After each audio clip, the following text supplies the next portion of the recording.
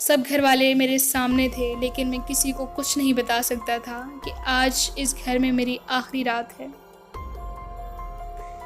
میں نے سوچا کیوں نہ قرآن شریف پڑھ لوں، کم از کم اپنی بخشش ہی کروا لوں۔ موت سامنے ہو تو بخشش کا دروازہ بند ہو جاتا ہے، مگر ابھی موت میرے بالکل سامنے نہیں تھی۔ اس کے آنے میں 1 رات اور 1 دن باقی تھا۔ میں نے دادا جان کی الماری کھولی، قرآن مجید نکالا تو اوپر مجھے کچھ اور قرآنی نسخے ملے جو گرد و غبار میں اٹے ہوئے تھے۔ میں نے سوچا کیوں نہ ان کو صاف کر کے رکھ دوں۔ میں نے ان کو صاف کیا اور رکھ دیا۔ جب میں واپس پلٹنے لگا تو کوئی کاغذ الماری کے پٹ سے نیچے گرا، شاید کسی نسخے سے نیچے گر گیا ہوگا۔ میں نے اٹھا کر دیکھا تو وہ میرے دادا ابو کا خط تھا جو دادا ابو کے مرشد نے کسی فقیر کے ہاتھ بھیجا تھا۔ کیونکہ آج تک میں نے اپنے دادا ابو کے مرشد کو صرف 1 بار دیکھا تھا، وہ بھی ان سے کم ہی ملتے تھے۔ بس عقیدت مند زیادہ پیر مرشد جنگلوں اور غاروں میں رہتے ہیں، اس لیے ان کا مستقل کوئی ٹھکانہ نہیں ہوتا، اس لیے ان کو ڈھونڈنا بہت مشکل تھا۔ میں نے کاغذ کو کھولا تو اس میں ایک تحریر لکھی تھی: 1 شوال 1420 جمعۃ المبارک۔ میرے عقیدت مند، جس مسئلے کا ذکر تم نے فقیر ذاکر حسن سے کیا ہے، اس کا حل تمہارے پاس موجود ہے۔ اپنے طور پر معلوم کرو کہ وہ کون ہے جو تمہارے پوتے کے پیچھے پڑ گیا ہے، وہ کیا چاہتا ہے۔ اگر پھر بھی تم کو ناکامی ہو جائے تو پھر وہ درود پڑھنا جو اس کے ساتھ تم کو ذاکر حسن لکھ کر دے گا۔ امید کی ایک کرن پھوٹی، مگر جلد ہی ختم ہو گئی۔ اب وہ درود کہاں سے لاؤں؟ کچھ سوچ کر میں نے پھر سے الماری کھولی اور تمام قرآن پاک کھول کر دیکھنے شروع کر دیے، شاید اس میں انہوں نے رکھا ہو۔ جب دوسرا قرآن پاک کھولا تو میری مطلوبہ چیز قرآن پاک کے شروع میں ہی رکھی ہوئی تھی۔ میں نے جب پڑھا تو اس میں ایک وظیفہ تھا، مگر اس کو 1,00,000 دفعہ پڑھنا تھا، وہ بھی قبرستان میں اکیلے، اور ایسی قبر کے پاس جس کو بنے ہوئے 1 ماہ نہ گزرا ہو۔ میرے دادا کی وفات کو ابھی 1 ماہ نہیں ہوا تھا۔ چلو یہ مسئلہ تو حل ہوا، مگر اکیلے قبرستان میں، اور آگے لکھا ہوا ہے کہ وہ جو کوئی بھی ہے تم کو ڈرانے کی کوشش کرے گا، بس حصار کھینچ کر بیٹھ جاؤ، پھر اس سے باہر ہرگز نہ نکلنا۔ یہ ایک اور امید تھی۔ اب میں نے سارا وظیفہ زبانی یاد کیا اور اس کی تمام شرائط پڑھی اور گھر والوں سے چھپ کر نکل گیا۔ گھر والے کب اجازت دیتے بھلا؟ ایسے گھٹ گھٹ کر مرنے سے تو بہتر تھا مرنے سے بچنے کی کوشش کی جائے، اور اس کی یہی صورت ہے۔ مغرب کے بعد میں نے قبرستان کا رخ کیا۔ 15 منٹ گاڑی پر لگتے تھے، مگر میں نے پیدل ہی جانے کا فیصلہ کیا اور عشاء کے وقت پہنچ گیا۔ مسلسل وظیفہ پڑھے جا رہا تھا، مگر ڈر میرے اندر گھسنے کی کوشش کر رہا تھا۔ میں نے ہمت دکھائی کہ کل جب وہ تمہارا خون پیے گی اس وقت تمہیں ڈر نہیں لگے گا۔ کل کی موت نے مجھے نڈر کر دیا تھا۔ میں نے قبر کے پاس جگہ صاف کی، پانی چھڑکا، حصار بنایا اور بیٹھے بیٹھے 2 نفل ادا کیے اور کھڑا ہو گیا، آنکھیں بند کر کے وظیفہ پڑھنے لگا۔ دل میں یہ بھی خیال آنے لگا کہ وہ چڑیل مختلف شکلوں میں آ کر مجھے اس حصار سے نکالنے کی کوشش کرے گی اور ڈرائے گی تاکہ میں یہ درود چھوڑ دوں، مگر میں اس کا مقابلہ کروں گا انشاءاللہ۔ رات گہری ہونے لگی۔ اب میں نے آنکھیں کھول دیں۔ چاند کی 13 تاریخ تھی، کافی روشنی پھیلی ہوئی تھی۔ آدھی رات گزر گئی اور ابھی تک مجھے کوئی چیز دکھائی نہ دی، سوائے چند ایک کتوں کے جو ایک دوسرے کے پیچھے بھاگتے ہوئے جھاڑیوں میں گم ہو گئے تھے۔ میں وظیفہ پڑھنے میں مگن تھا کہ گڑگڑاہٹ کی آواز آئی۔ بے اختیار میرا سر اوپر کو اٹھا تو کیا دیکھتا ہوں کہ ایک بڑا درخت مجھ پر آ رہا ہے جو مجھ سے چند گز دور اگا ہوا تھا۔ بڑی تیزی سے وہ نیچے آ رہا تھا۔ اگر میں نیچے سے نکل جاؤں تو بچ سکتا ہوں، مگر میں نکلنا نہیں چاہتا تھا۔ میں نے فوراً آنکھیں بند کر لیں اور یہ سوچ کر کہ کل اپنی گردن اس چڑیل کے منہ میں دینے سے بہتر ہے کہ درخت کے نیچے آ کر ہی مر جاؤں، اس طرح وہ بھی ساری زندگی جی نہ سکے گی۔ آنکھیں بند کر کے انتظار کرنے لگا، مگر کچھ نہ ہوا۔ آنکھیں کھول کر دیکھا تو وہ درخت اوپر سے سارا جل چکا تھا۔ میں نے اپنا حوصلہ مزید بلند کیا اور پھر تیزی سے وظیفہ پڑھنے لگا۔ اچانک مجھے ایسا لگا جیسے بہت سے لوگ قبرستان کو گھیر رہے ہیں، اور پھر وہ سامنے آ گئے۔ چاروں طرف سے میں گھر چکا تھا۔ ان میں سے ایک شخص آگے بڑھا اور کہنے لگا، ہم نے تمہارے گھر والوں کو موت کی گھاٹ اتار دیا ہے، اب صرف تمہاری باری ہے۔ اگر بچنا چاہتے ہو تو بھاگ جاؤ، ہم تم کو وقت دیتے ہیں۔ میں نے ان کی باتوں پر کوئی دھیان نہیں دیا اور تیزی سے وظیفہ پڑھنے لگا۔ وہ سب تیزی سے میری طرف بڑھ رہے تھے۔ میں نے فوراً ورد اونچا اونچا پڑھنا شروع کر دیا اور وہ سب چیخیں مار کر غائب ہو گئے۔ پھر جب 80,000 دفعہ وظیفہ پڑھ چکا تو کیا دیکھتا ہوں کہ ایک طرف سے میرے سارے گھر والے آ رہے ہیں۔ انہوں نے مجھے ابھی تک نہیں دیکھا۔ وہ سب آ کر دادا جان کی قبر صاف کرتے ہیں اور دعا کے لیے ہاتھ اٹھاتے ہیں۔ ابو کے پاس سورہ یاسین ہے۔ دعا کے بعد اچانک وہ میری طرف دیکھتے ہیں تو حیران ہو کر مجھ سے پوچھتے ہیں، نعیم تم یہاں کیا کر رہے ہو؟ تم کو ہم پورے گھر میں تلاش کر رہے تھے اور یہاں دادا جان کی قبر کے پاس کھڑے ہو۔ چلو بیٹا گھر چلو، ضد نہیں کرتے، چلو۔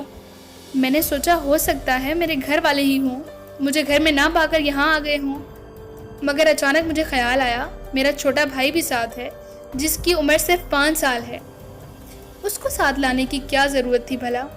ضرور کوئی چال ہے۔ میں نے آنکھیں بند کر کے وظیفہ پڑھنا تیز کر دیا۔ جب آنکھیں کھولی تو کوئی بھی میرے پاس نہیں تھا۔ میں نے ایک دفعہ پھر اللہ کا بہت زیادہ شکر ادا کیا۔ اب 99,000 دفعہ وظیفہ مکمل ہو چکا تھا۔ سحر ہونے میں ابھی 2-2.5 گھنٹے باقی تھے۔ میں نے وظیفہ تیزی سے پڑھنا شروع کر دیا۔ اب مجھے پورا یقین تھا کہ وہ چڑیل خود میرے سامنے آئے گی یا پھر کوئی اور حربہ استعمال کرے گی۔ ابھی 200 دفعہ اور پڑھا تھا کہ گڑگڑاہٹ کی آواز آنے لگی۔ یہ آواز میرے پیچھے سے آ رہی تھی۔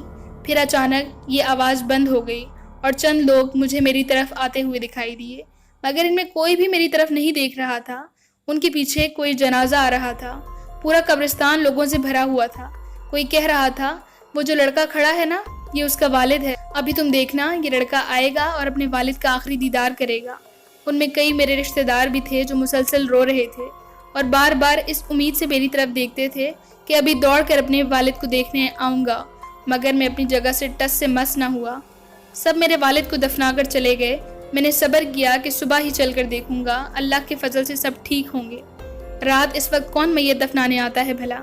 ابھی میں انہی سوچوں میں گم تھا اور وظیفہ تیزی سے پڑھ رہا تھا کہ اچانک ایک زوردار دھماکہ ہوا جس کی آواز سے میں بوکھلا گیا اور فوراً بھاگ جانا چاہتا تھا، مگر میرے قدم مضبوط تھے۔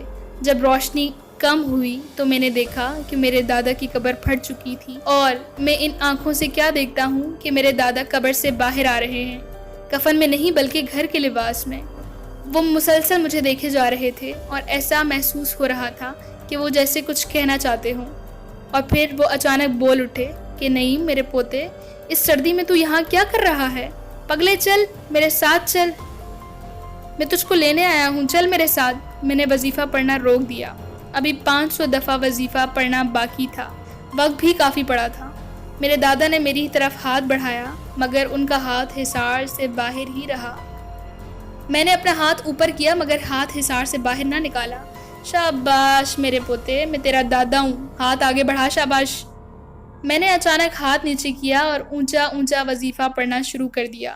اچانک دادا جان کے چہرے کا رنگ بدلنے لگا۔ دیکھو نہیں، چپ کر جاؤ، آؤ میرے ساتھ۔ میں نے مسلسل وظیفہ جاری رکھا۔ جب 200 بار باقی رہ گیا تو دادا جان کا رنگ بالکل بدل گیا اور دیکھتے ہی دیکھتے وہ اس لڑکی کی شکل میں بدل گئے، اور یہ وہی لڑکی تھی۔ دیکھو اب ایک لفظ بھی مت پڑھنا۔ مگر میں نہ رکا اور پھر وہ چڑیل بن گئی۔ میں تم کو مارنا نہیں چاہتی، مگر معلوم ہوتا ہے کہ تم خود مرنا چاہتے ہو۔ اس نے ہاتھوں کو اٹھایا تو 2 بڑے بڑے پرندے میرے سر پر چکر لگانے لگے۔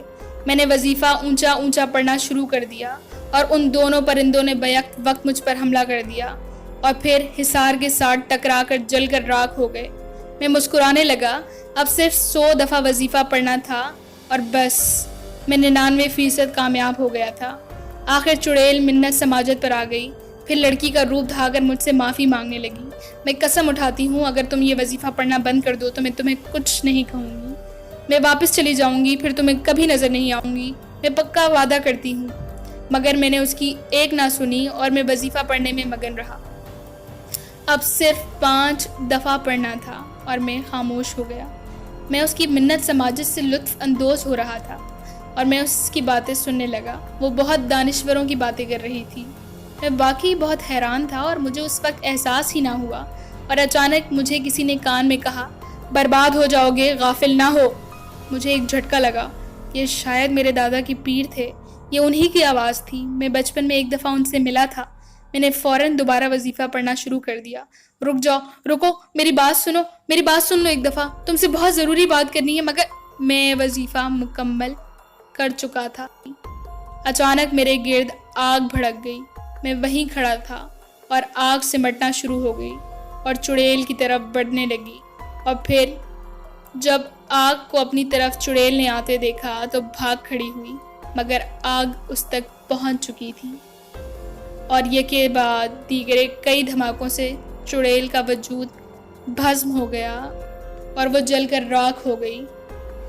او میں ابلیس دیوتا کی کنیز تھی، مجھے مارا اس لڑکے نے۔ اس کی آواز کے ساتھ ہی اندھیرا چھا گیا۔ جب اندھیرا چھٹا تو کوئی لاش نہ تھی، دادا کی قبر ٹھیک تھی۔ میں نے بسم اللہ پڑھی اور حصار سے باہر آ گیا اور تیزی سے مسجد کا رخ کیا۔ نفل نماز کے بعد گھر گیا، اور واقعی سارے گھر والے بہت پریشان تھے۔ مجھے دیکھ کر میری پھپھی جان، امی جان اور ابو جان سب نے اللہ کا شکر ادا کیا، اور میرے رات بھر غائب رہنے کا مجھ سے پوچھنے لگے کہ کہاں تھے، کب گھر سے نکلے اور کیا ہوا تمہارے ساتھ۔ میں نے سب کو اطمینان دلایا اور بٹھا کر سب کو تسلی سے ساری رداعت سنائی تو وہ سب رونے لگے۔ بیٹے، تم کتنے عظیم ہو، تم نے یہ سوچ کر کہ ہمیں تمہاری موت کا دکھ ہوگا ہم سے یہ بات چھپائے رکھی۔ خدا کا شکر ہے تمہاری جان بچ گئی، یہ سب تمہاری ہمت ہی ہے۔ بیٹے، حضور صلی اللہ علیہ وآلہ وسلم کا فرمان ہے، اپنی جان کی حفاظت کرو جہاں تک ممکن ہو۔ بیٹے، آخر تمہارے دادا نے تمہاری مر کر بھی مدد کر دی۔ ہاں پھپھو جان، آخر وہ میرے دادا تھے، ان کو واقعی مجھ سے بہت محبت تھی۔ آج 17 جنوری 2020 ہے اور مجھے میرے دادا ابو بہت یاد آ رہے ہیں۔ خدا میرے دادا ابو کو جنت الفردوس میں اعلیٰ مقام دے اور ہمیں صبر دے، آمین۔